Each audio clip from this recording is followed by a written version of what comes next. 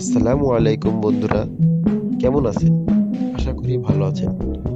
বন্ধুরা, আমরা এক নজরে আফগানিস্তান সম্পর্কে কিছু ধারণা নিয়ে আসি। আফগানিস্তান যে রাষ্ট্রটি উইলিয়াত বা প্রদেশে বিভক্ত। রাষ্ট্রটির 34টি প্রদেশ রয়েছে, যার মধ্যে 1004 থেকে 2001 পর্যন্ত নতুন 4টি প্রদেশ যুক্ত হয়েছে, যার প্রতি প্রদেশে একাধিক জেলায় বিভক্ত। আর প্রতি প্রদেশের জন্য একজন করে গভর্নর নিয়োগ থাকে। আফগান একক রাষ্ট্র সম্পূর্ণ নাম ইসলামী প্রজাতন্ত্র আফগানিস্তান।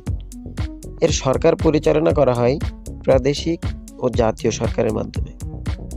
আফগানিস্তানের দ্বিপাক্ষিক আইনসভায় ঊর্ধ্বকক্ষে প্রতিটি প্রদেশ থেকে 2 জন প্রতিনিধি থাকে, যাদের একজন প্রাদেশিক কাউন্সিলর কর্তৃক 4 বছরের জন্য, অন্যজন জেলা পরিষদ কর্তৃক 3 বছর মেয়াদের জন্য নির্বাচিত হন। জাতীয় আইনসভায় নিম্নকক্ষের সদস্যরা সরাসরি জেলা পর্যায়ে নির্বাচিত হন, তবে প্রতি প্রদেশে নিম্নকক্ষে কমপক্ষে 2 জন করে মহিলা প্রতিনিধি থাকা বাধ্যতামূলক। এই মহিলা প্রতিনিধিদেরকে আবার আফগান রাষ্ট্রপতি সরাসরি নিয়োগ দিয়ে থাকেন।